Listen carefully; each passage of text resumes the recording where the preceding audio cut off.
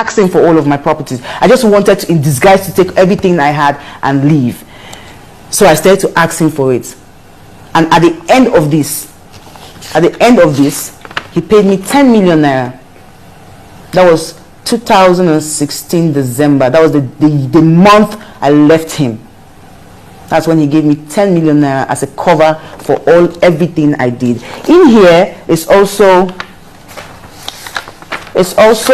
a message that he asked me that I should how much. She said, baby, how much have you spent so far from the introduction up to date? Give me. That's what he does sometimes. So if I ask him for my money for too much, then he will not say, oh, send me, and in the next 1 month he doesn't send my money anymore. So these are all the proof that I paid to marry this man, and this man did not spend a dime, not even for food.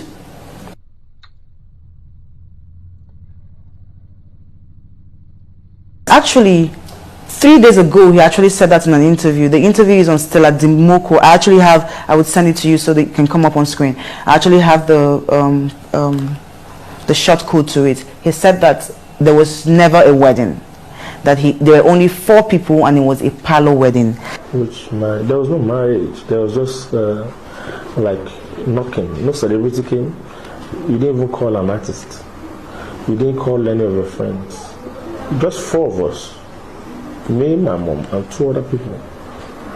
What we had was a parlor thing, but they celebrated. We were to do the... Now, there were 250 people in attendance sitting down in my wedding. Then the whole village, 3 communities before my village, they all came out because my father is a big deal from where I come from. So they all came out. I had over 1,000 people at my wedding, and these are pictures to prove it. These are pictures. You zoom in. These are pictures of different people. There is a video. There's a dancing video of the 2 of us. You see the crowd. You see the mopos. My father had to get almost 12 lorries of mopos because of protection. And this man went to a court and told the court that I paid for my wedding because there were only 4 people. And now people sit at home and say, you know, this girl is very stupid. You paid for your wedding. Why did you pay for your wedding? You are desperate. Why did you pay for your wedding? No, I was pregnant for this man. This man, I was a walking scam for this man. Like I told you, he already told me, stay, okay, don't worry. Continue spending your money. I will reimburse you when I come back. What was I going to say? What was I going to do? Not spend? Not do it?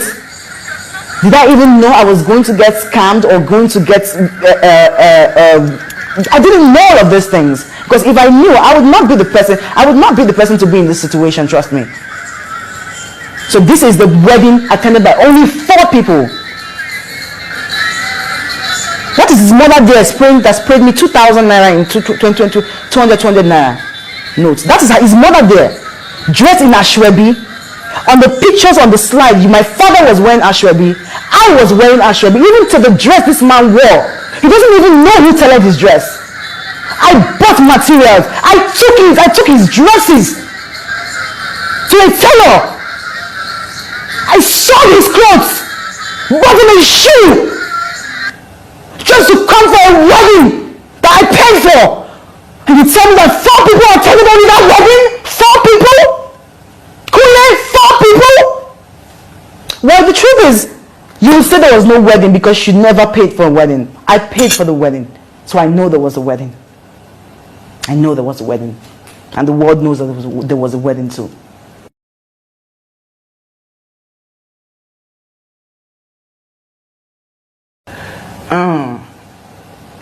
I seriously don't want to break down, because aside from the first time I did my interview, that was the only point where I was weak. Right now, I'm not weak. I'm a tiger. Right now, I'm a tiger out for blood. So there is no weakness here. I feel terrible. I feel bad. I feel used. I am the biggest scam that Churchill or Lakunle or Laduni has ever played in his life. I never wanted to have a child. I've always said it on all my interviews. So I was not using a child to trap a man. There was no reason for me to use a child to trap a man, because I had said it in all my interviews. I don't want to have children.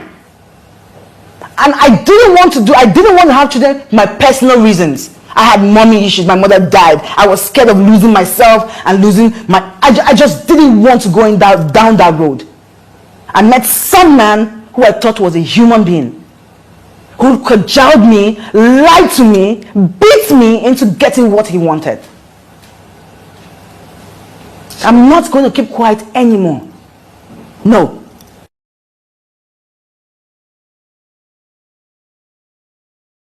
Yes. The first interview I did, which was with Azuka, the woman who actually deceived me to take an interview for me and got bribed by King's father. Now, I gave them this picture.